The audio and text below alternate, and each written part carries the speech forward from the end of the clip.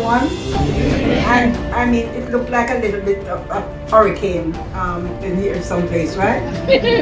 But look here, you see the space we have? We want it to be 10 times this space soon. Yes. Okay. So I'm welcoming you here, and we have to get out of here quickly before we hear about somebody called the fire department. So we are asking you all, just be patient with us, and we have more people than we really that are RSVP.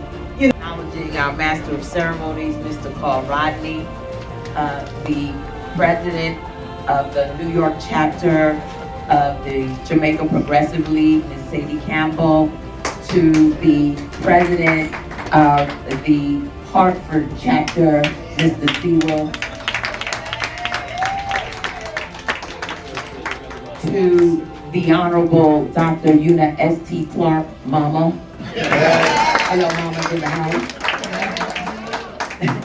To Dr. Marcia Keys, President of the York College, Queens, New York.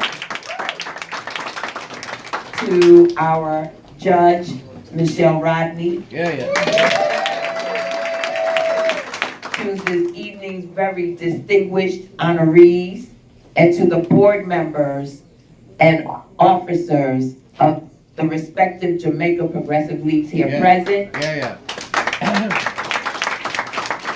To the beloved Jamaican community who are here to celebrate the 82nd anniversary of the Jamaica Progressive League.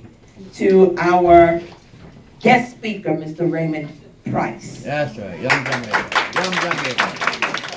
It is certainly my honor and my privilege to be here to celebrate with you this evening. I told Mama I was doing a number of events and activities today in Brooklyn, and I called Mama and I said, Mama, the Jamaica Progressive League, are you coming with me? She said, I'm coming. Because were it not for my parents, I would not have had the experience of knowing the nobleness of this organization. My mother has been a long-time member of the Jamaica Progressive League. And,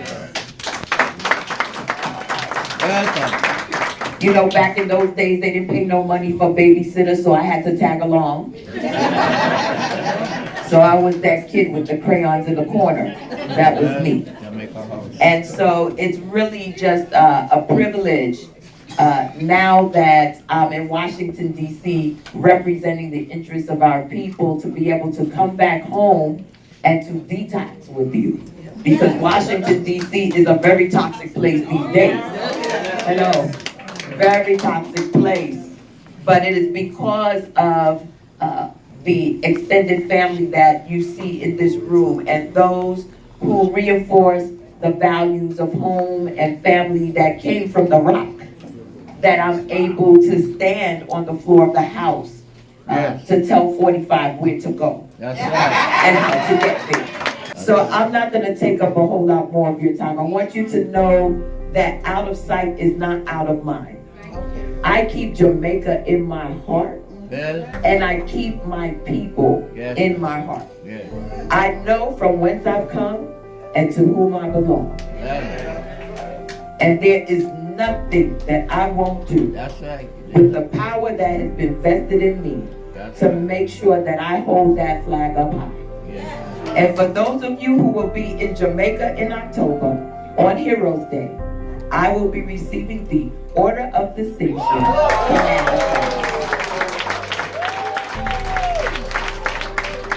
Following in the footsteps of the ultimate commander right here. The ultimate commander.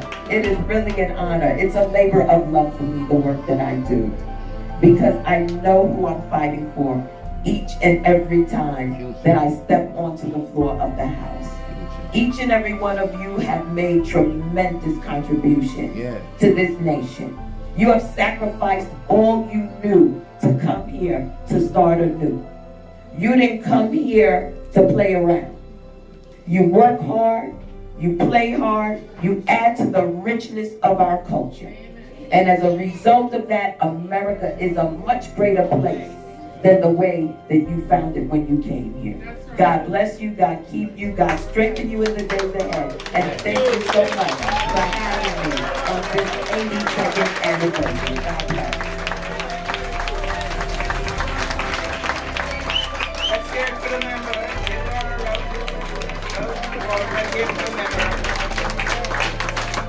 Come again.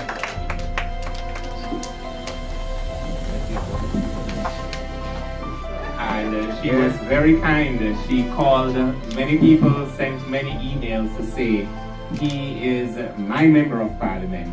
Make sure he does well.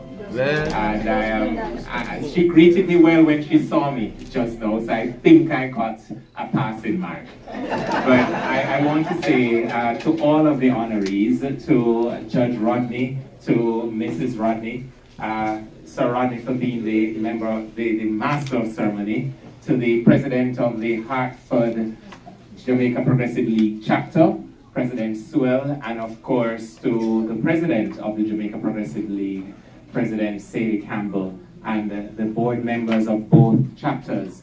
I can simply say my brothers and sisters, because as the Congresswoman spoke, she referred to Jamaica as not just a rock, but as a parent, and we are therefore all chips of the same block.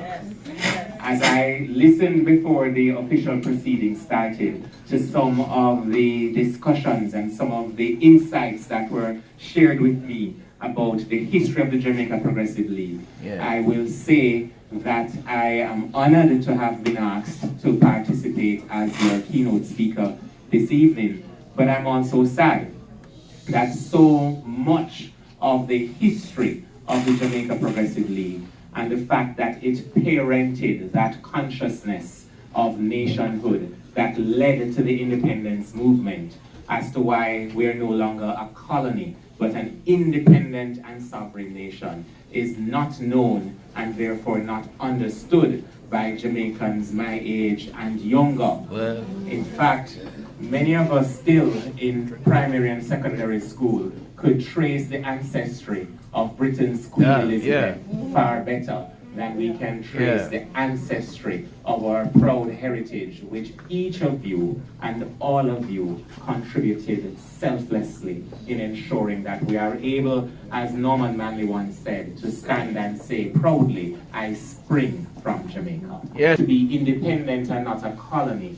But I think the missing link is moving and creating from this small country, Jamaica, a great nation that can give truth and speak truth to the power of the sentence, the last sentence in our national pledge, which says, so that Jamaica may, under God, increase in beauty, fellowship, and prosperity, and play her part in advancing the welfare of the whole human race. Now, how audacious, how bossy, how much of a talawa we suggested to the world we would have been, that as small as we are, we decided that we could advance the welfare of the whole human race.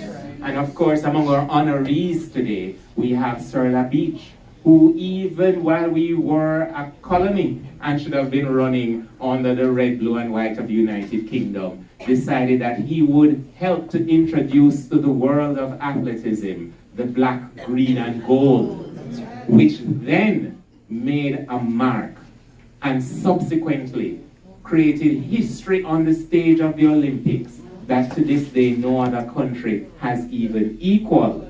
And you might think I'm speaking about Usain, and of course respect is due to Usain, but I'm speaking about 3 female Olympians: Jamaica gold, Jamaica silver, and Jamaica silver. Gold, silver, silver. In the history of the entire Olympics, the Asian Games and the modern games, you have never had one country getting 2 silvers and a gold. And that country that told the world it could have been done is the country we celebrate as we celebrate the Progressive League. How do we move forward and go from sovereign, independent country to that great nation that is our destiny and our calling? I have 3 suggestions, and I'll be quick because I realize I'm stalling you, Congresswoman. And the 3 quick suggestions, many of us, like I did, as your children and grandchildren, would have benefited from the financial remittances.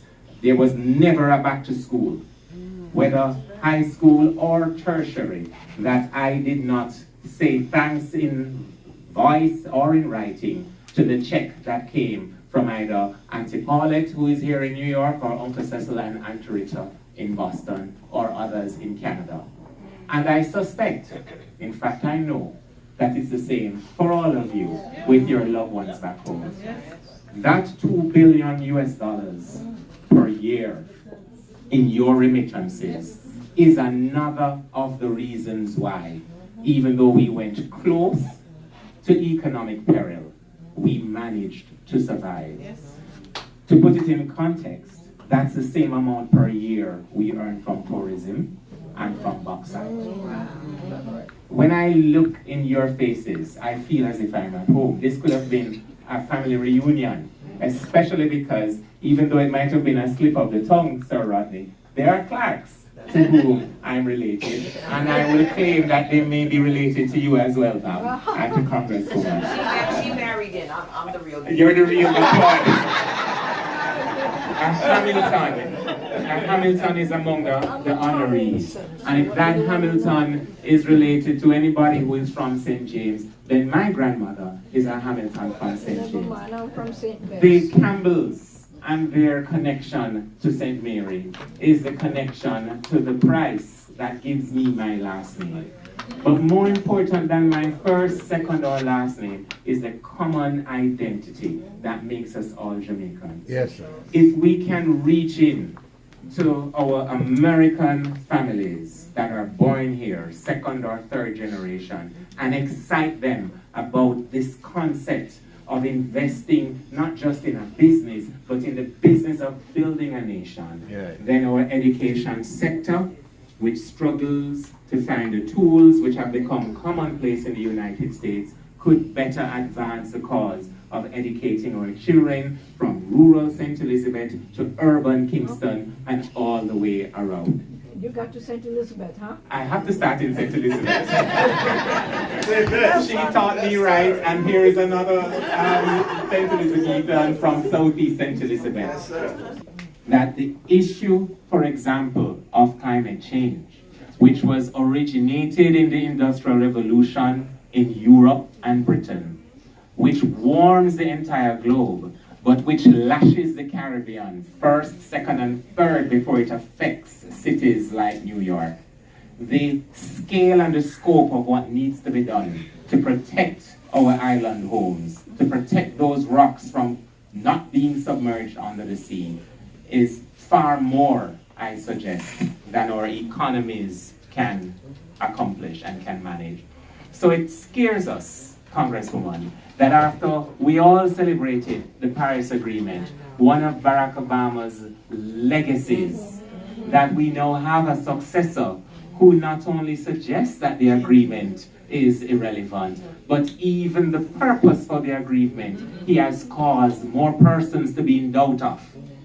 Then it is a relief to me that we can, as you have done and as you listed your colleagues at all echelons of leadership in this society, we can put out a call, a Jamaica call, that wherever we are, chips off the block, whatever we're doing, we can, along with our families, whether it is 5, 10, or 100, whatever the cost is, or whatever the amount is that we're able to afford, invest in the business of building a nation, not just building profit.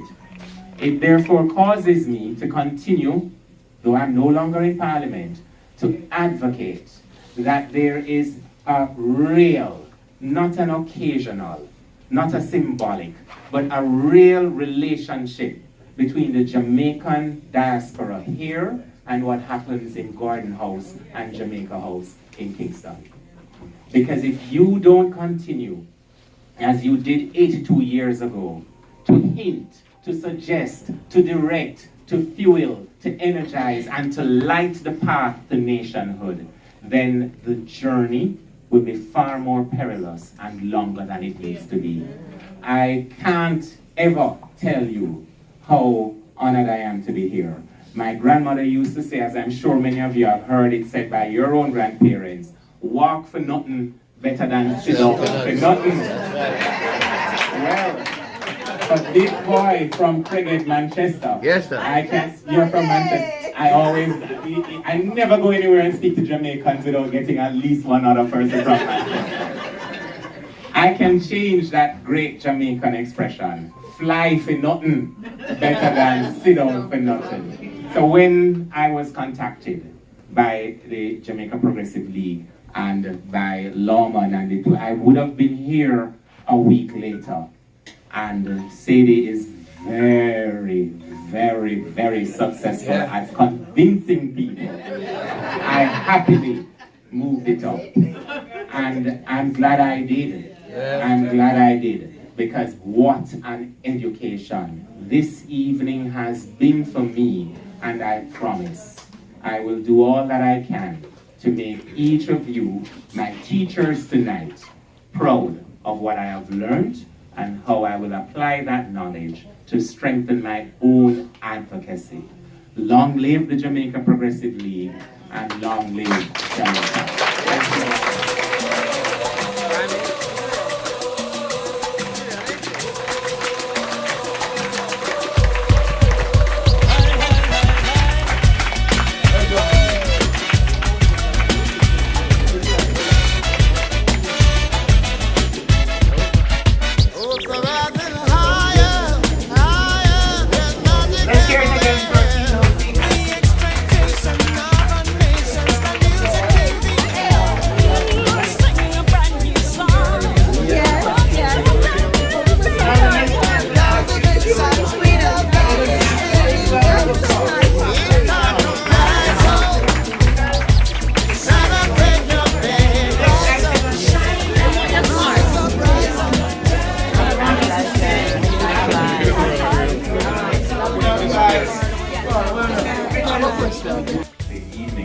But I think it would be remiss of all of us if we just said thanks with an applause without formally expressing our sincere gratitude to the Congresswoman and the rock, her mom. I want to say something which I witnessed while we were in Parliament between 2012 and 2016. I think many of you knew or know that the Jamaican economy came to the brink of peril. That's right. And I'm not saying that as a euphemism or as a cliche. We literally did not know in some periods how our teachers, nurses, or police officers and other civil servants would have been paid. We had re-entered an IMF agreement at the turn of the world's recession in about 2008. And that initial agreement was, well, let me just simply say it was poorly managed, and it led us to the brink of peril. Congresswoman Clarke, who's standing next to me, and by the way, this is an esteemed honor, ma'am, to be able to say on behalf of a generation of Jamaicans who otherwise would not have been having the kinds of comfort, as difficult as the economy still is in Jamaica, the fact that you lobbied silently, privately, but stridently. That's right. Not just on the floor of the Congress, but in other spaces and places to which you had unique access. The levels of power. As a result of that advocacy, we were then our Prime Minister, the Most Honorable Portia Simpson Miller, our Finance Minister, the Honorable Dr. Peter Phillips, who is now the leader of the opposition, had an opportunity to be heard in spaces where the doors had been closed. You were the key, and we are eternally grateful. Thank you very much.